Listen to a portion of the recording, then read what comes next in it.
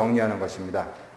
그래서 이번 기회에 특별히 12월 달 6개년 묵상 계획 첫 해 정말 중요한 성경 히브리서 한번 완성을 보자 결심하고 저도 매진을 하고 있습니다. 이제 12월 달부터 히브리서 묵상 들어가실 텐데 오늘 교회력으로 바꾸는 주간에 더구나 예수님을 바라는 이 주간에 어떻게 해서 예수님이 하나님이신가 하는 부분들을 이 성경보다 잘 설명해 놓은 책이 없습니다. 그래서 12월 한 달 내내 수요일날 그렇게 공부할 계획을 짰고 또 주일, 첫 주일에 여러분들께 개관을 겸하여서 히브리서의 구조, 히브리서 13장 전체를 머릿속에 넣고 묵상하실 수 있도록 그렇게 도와드리도록 하겠습니다. 그리고 시간이 남으면 특징에 대해서도 간략하게 말씀드리도록 하겠습니다.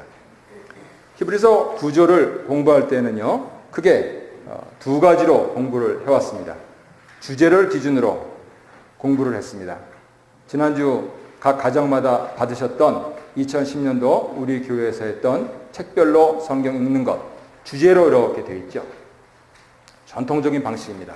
그런데 이제 학자들이 장르별로 분석하는 것도 시도를 했고 또 요즘은 사실 더 많이 합니다. 여러분들께 나눠드린 교환의 작은 글씨들은 학자들은 그냥 이렇게 하는구나 그 정도로 그냥 아시고 거기서 눈에 보이는 큰 글씨 그것만 기억하시면 됩니다. 그리고 결론만 기억하시면 됩니다. 그랬을 때 양용희 교수님 옥스퍼드에서 박사하신 분인데요. 그리고 농촌을 섬기시는 분입니다. 그래서 농촌목회연구원에서 이제 10여 년 농촌 목회자들과 함께 히브리서를 연구, 정리한 결과를 올해 여름에 이렇게 책으로 내셨고 성도님들께서 읽으시기에 조금 부담스러우시기 때문에 제가 읽는 것을 도와드리면서 요약, 정리해서 말씀드리도록 하겠습니다. 그래서 이 선생님이 통합적으로 주제 그리고 장르로 분석한 것을 본인이 스스로 목회자들과 공부하면서 교회에 적용하면서 한국 교회에서는 히브리서를 이렇게 공부하면 제일 좋겠구나 해가지고 이렇게 두꺼운 책을 내셨던 것이죠. 그래서 그분의 통합 분석 그것을 간략히 소개하고 그리고 기독론과 구약 인용에 대해서 말씀드리도록 하겠습니다. 좋은 질문을 해야 되는데요. 사회학적으로는 큰 네 질문들이 나눠져 있습니다. 사실 질문, 비교 질문, 발생 질문, 이론 질문입니다. 사실 질문은 무슨 일이 있었나 하는 것이고요. 비교 질문은 어떤 일어난 현상이 다른 곳에서도 일어났는가 서로 비교하겠다는 것이고요.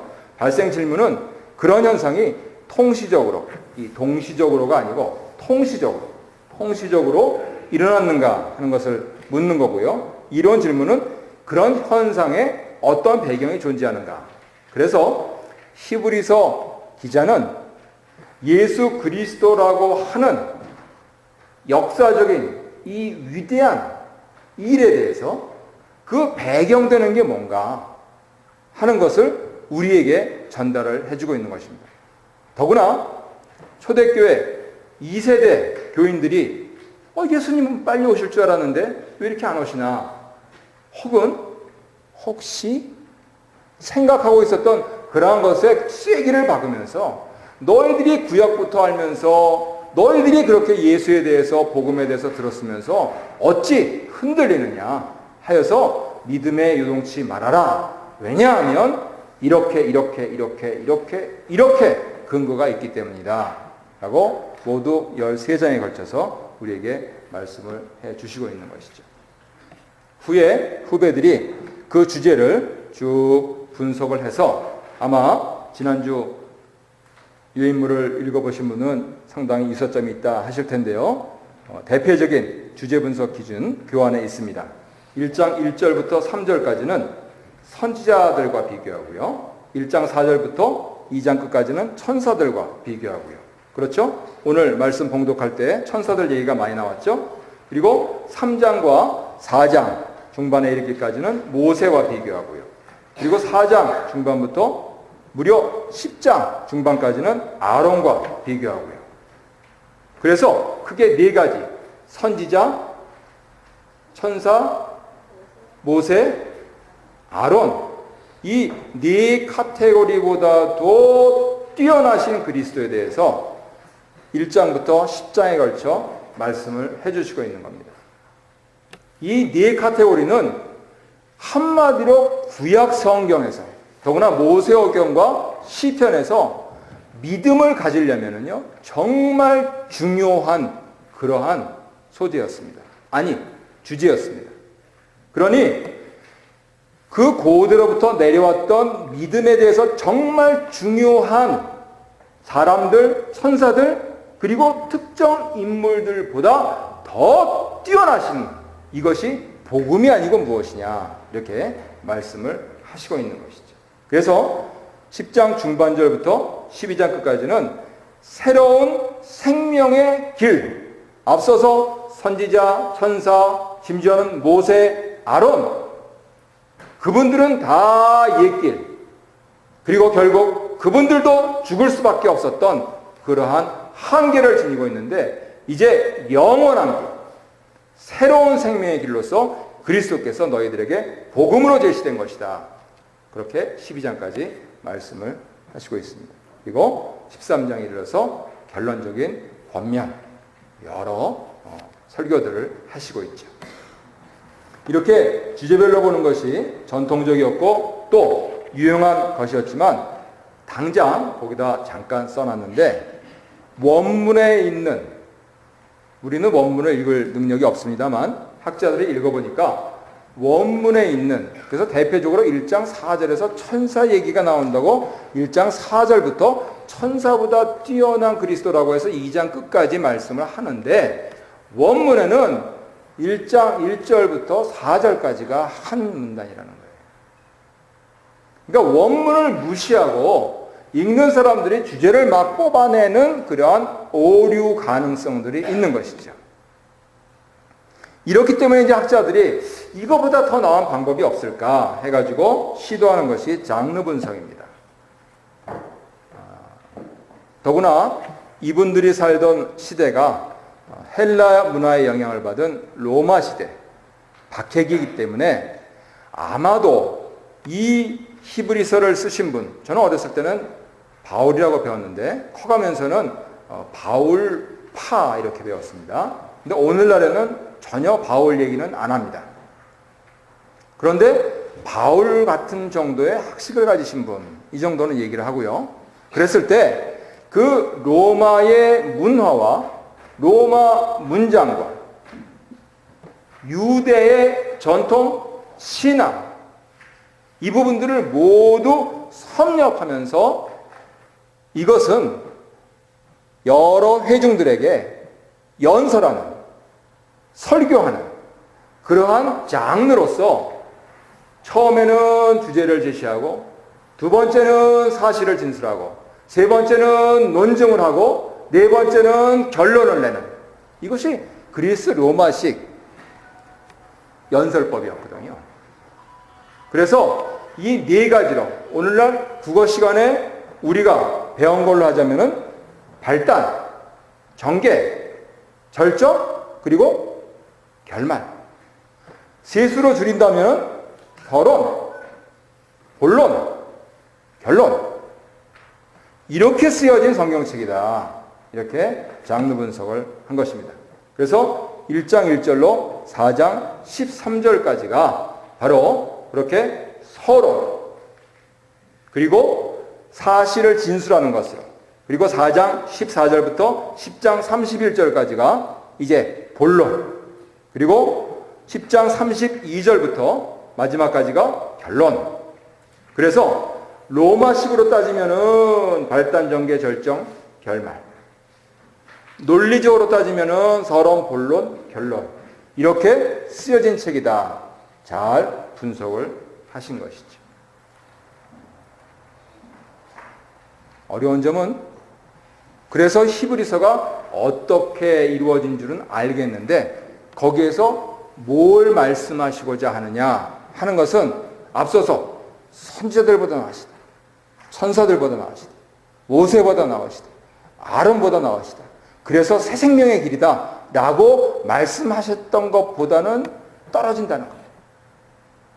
그래서 우리가 이제 공부하게 될 양 박사님은 이 두 가지를 비교하면서 공통점을 발견을 한 것입니다. 거기에 2장 18절 그리고 3장 1절로 넘어가는 부분들에 대해서 주제별로 나누던 장르별로 나누던 공통적으로 거기서 나누고 있고, 그리고 4장 13절에서 4장 14절로 넘어가는 그 부분에서 역시 공통적으로 나누고 있고, 10장 18절에서 19절로 넘어가는 데서 역시 공통적으로 나누고 있는 것에 착안해가지고 이 둘을 통합을 한 겁니다.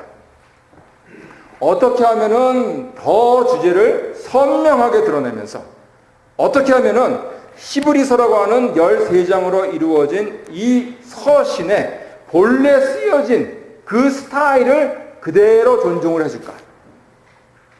그렇게 한다면은, 만약에 그것이 가능하다면은 1세기 혹은 그 이후에 이 말씀을 들었을 사람들과 같은 감흥을 21세기에 있는 우리들도 가질 수가 있다는 것이죠. 그래서 교환의 양용이 구조분석 1, 2 해가지고 장황하게 그렇게 말씀드렸습니다만, 주제 도입 1장 1절부터 4절 이거는 수요일날 할 예정이고요. 한 1시간 반 정도 걸립니다. 그랬을 때 이렇게 주제를 도입하면서 천사보다도 뛰어나신 예수 그리스도에 대해서 1장 4절에서 말하고 1장 5절부터 그 부분에 대해서 말하고 있다. 그래서 1장 4절과 같은 것을 앞에 있는 문단과 뒤에 있는 문단을 서로 연결해주는 연결고리, 링퀴즈라고 부르고 있으면서 바로 그것에서 주제를 뽑아낼 수 있다. 여기 착안을 하신 거예요. 그렇게 놓고 보면은 거기서 굵은 글씨로 있는 것이 1장 4절에 있는 천사보다도 뛰어나시다. 2장 18절에 있는 자비롭고 신실하신 대제사장. 그리고 5장 10절에 있는 멜기세덱 계율을 따른 대제사장. 반복해서 6장 20절에 있는 멜기세덱 계율을 따른 대제사장. 여러분, 성경을 읽으실 때 반복해서 넣으면 하나님이 엄청 중요하다고 말씀하시는 거예요. 그래서 반복하는 겁니다. 그러니까 지금 히브리서 읽으면서 5장 10절에서 6장 20절에서 멜기세덱 계율을 따른 대제사장, 이 짧은 서신에서 반복해서 나왔다는 것은 히브리서 저자가 예수 그리스도에 대해서 말하고 싶을 때 정말 주안점을 두고 싶은 게 무엇이냐? 예수님은 아론이 아니고 멜기세덱의 반차를, 죄송합니다. 옛날 성경에는 그렇게 되어 있습니다. 멜기세덱의 계열을 따른 대제사장이시다. 이거를 말씀을 하고 있다는 겁니다. 그러니까 너희들이 예수를 믿어야 된다. 이렇게 말씀을 하시고 있다는 것입니다. 그렇다면 멜기세덱이 뭐고, 멜기세덱의 반차를, 멜기세덱의 계열을 따른 게 뭐고, 멜기세덱의 계열을 따른 대제사장이 뭐고, 이거를 우리가 제대로 이해를 해야 그렇구나 그러면서 무릎을 치게 될 거 아닙니까?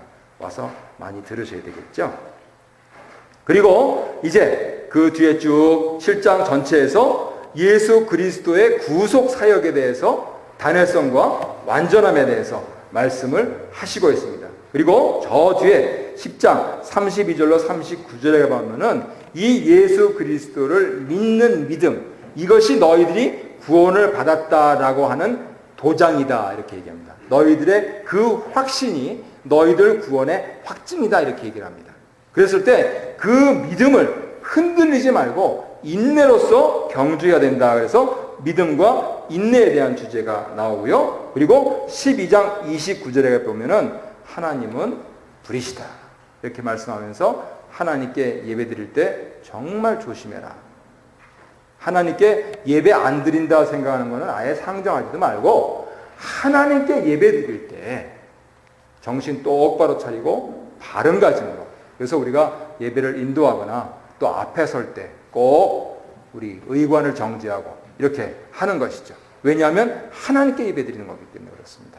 그래서 이 예배에 대해서 강조를 하신다는 것이죠. 그리고 13장 20절부터 25절에 문안과 축도, 이것을 보니까 또 맞아, 크리스천들 편지 형식하고 똑같네, 이렇게 결론으로 말씀을 낼 수가 있다는 것이죠. 그래서 지금 쭉 장황하게 설명드린 것을 잠깐 이렇게 공통분모 연결 고리들 그래가지고 큰 글씨로, 거기 큰 글씨는 다 보이시죠?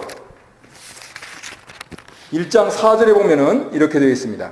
그가 천사보다 훨씬 뛰어남은, 여기 그가 누굽니까? 그리스도께서 그들보다, 천사들보다 더욱 아름다운 이름을 기업으로 얻으심이니, 이렇게 말씀합니다. 2장 18절 보시면은 그가 시험을 받아 고난을 당하셨은즉 시험 받는 자들을 능히 도우실 수 있느니라 하셔서 자비롭고 신실한 대제사장, 일반 논리에 대해서 말씀을 하고요. 그리고 아까 잠깐 말씀드렸던 5장 10절, 하나님께 멜기세덱의 반차를 따른 대제사장이라 칭하심을 받으셨느니라 한 번 말씀하셨는데, 거기에 반복해서 6장 20절에 그리로 앞서가신 예수께서 멜기세덱의 반차를 따라 영원한 대제사장이 되어 우리를 위하여 들어가셨느니라 하여서 히브리서 저자가 심혈을 기울여서 지금 논증하고 있는 그 본론의 핵심이 멜기세덱 계열을 따른 대제사장이신 그리스도다 하는 것을 알 수가 있습니다. 그리고 7장 28절을 보면 율법은 약점을 가진 사람들을 제사장으로 세웠거니와 율법 후에 하신 맹세의 말씀은 영원히 온전하게 되신 아들을 세우셨느니라 하셔서 아들 드리신 희생제사의 당회성과 완전함에 대해서 말씀을 하시고 있고요. 10장 39절 보시면은, 우리 조금 졸리시니까 함께 찾아서 읽을까요? 10장 39절 시작. 우리는 뒤로 물러가 멸망할 자가 아니요 오직 영혼을 구원함에 이르는 믿음을 가진 자니라. 아멘. 15년 길다면 길고 짧다면 짧은데 여러분들 뵙습니다. 세례 받으시고 교회 안 다니시는 분들도 더러 계셔서 제일 가슴이 아픈 일이고요.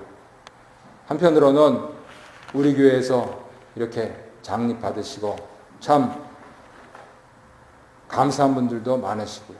또 다른 교회 가서 돕고 있는 분들도 있으시고요. 우리는 진보할 사람들입니다. 여기서 2보 전진을 위한 1보 후퇴를 하더라도 그건 사람 말이지 우리는 후퇴라는 게 없습니다. 사수는 있습니다.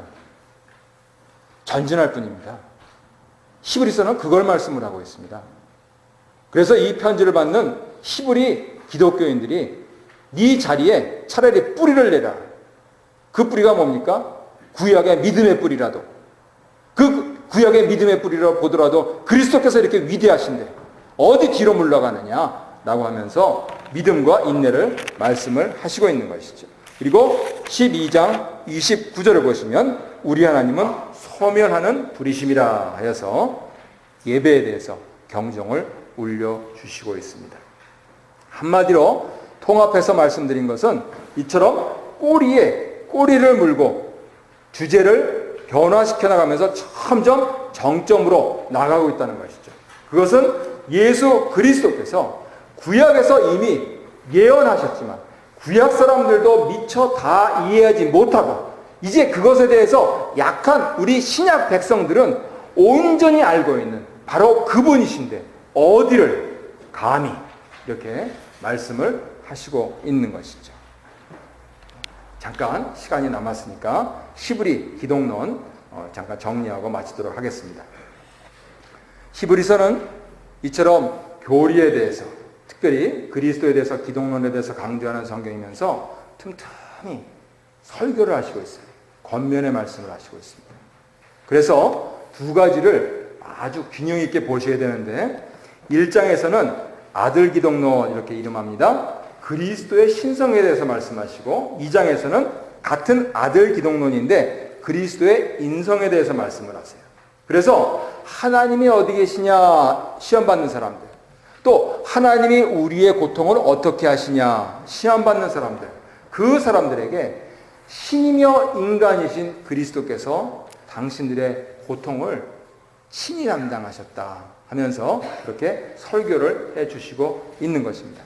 3장 1절로 6절까지는 대제사장 기독론 가운데서 신실하신 대제사장을 말씀하시고요. 그 사이에 다시 설교하는 부분이 있어요. 그래서 좀 건너뛰어서 4장 14절부터 5장 10절까지는 같은 대제사장 기독론에서 자비로우심, 신실하심, 자비로우심은 구약 백성들은 대제사장 그리면 떠올리는 두 개의 이미지였어요. 그러니까 예수 그리스도께서 대제사장이다 그러실 때는 신실하셔야 되고 자비로우셔야 돼요.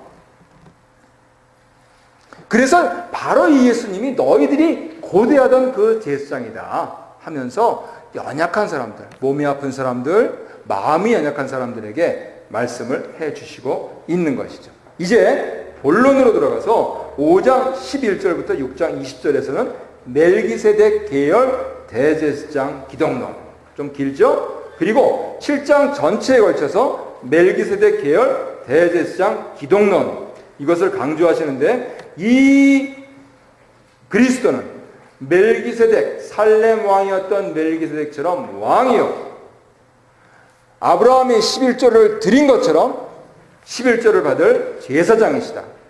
나아가서 이 그리스도, 이 계열을 따른 그리스도는 자신이 친히 십자가상에서 희생양이 되셔서 제물이 되신 분이다. 왕이시면서 제사장이면서 제물이 되신 이런 분들이 또 어디 있느냐, 이렇게 말씀을 하시고 있습니다. 우리가 믿는 구원의 도는 왕이요, 제사장이요, 희생제물이 되신 예수 그리스도를 믿는 것이다 하여서 구원 받은 이들에게 위로의 설교를 주시고 있는 것이죠. 이어서 8장부터 10장까지는 단회성, 완전함, 영원함, 그러한 희생제사, 그리스도께서 십자가상에서 단번에 죽어서 이루신 창조와 구속의 대드라마의 완성, 그것을 통해서 아직도 이 땅에서 고통받고 고난받고 살고 있는 사람들이 정작 눈여겨봐야 될 하늘 장막들, 새 언약, 그 부분들에 그리스도께서 중심이시다 하는 것을 드러내시고 있습니다. 그래서 나는 예수를 믿는데 또 이렇게 죄를 지어서 어찌합니까? 내가 이렇게 살아도 됩니까? 혹은 그게 정말입니까? 그렇게 의심하는 분들에게 예수 그리스도의 이름으로 세례를 받은 사람들은 정결하게 되었다 하는 부분을 분명히 말씀하십니다.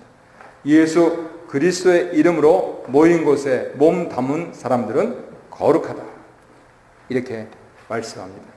우리 교회도 여러 크고 작은 일들이 지난 15년 동안에 있었습니다만, 하나님께서는 이 부족해 보이는 공동체를 이제 이 지상에서부터 끝까지 견디는 사람들을 저 천상으로 올리셔서 완전하게 하실 것이다. 그러니까 지금 여기서 제대로 예배드려라, 이렇게 말씀을 하시고 있는 것입니다.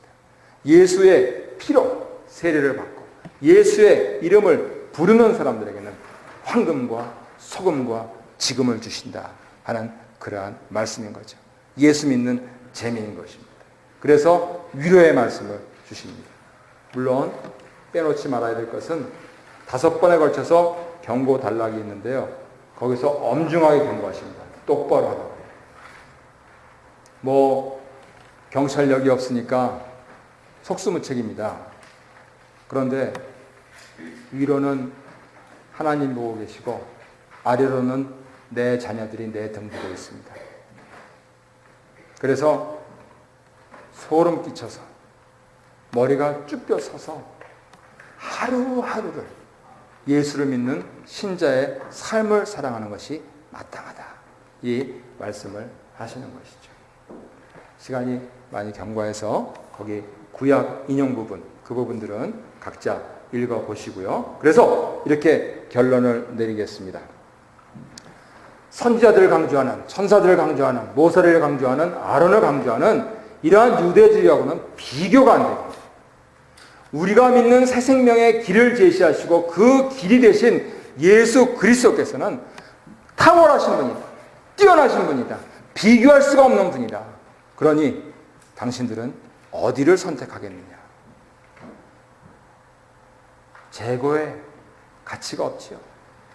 우리에게 주신 이 복음에 그 엄정하시고 그 뛰어나신 것이 내 마음속에 믿어질 텐데, 하나님께서 여기까지 우리를 인도하신 것처럼 앞으로도, 아니 영원토록 인도하실 것이다. 왜? 내가 예수를 믿으니까 하는, 여기에 매진하는 성도님들 되십시오. 그렇게 격려하고 위로하는 성경이 바로 이 히브리서인 것이죠. 1장 1절부터 4절까지 수요일날 또 그렇게 같이 깊이 나누시면서 아예 이번 기회에 히브리서 뗀다 하는 각오로 2014년 12월을 보내셨으면 좋겠습니다. 자리에서 일어나셔서 주기도성으로 마치도록 하겠습니다.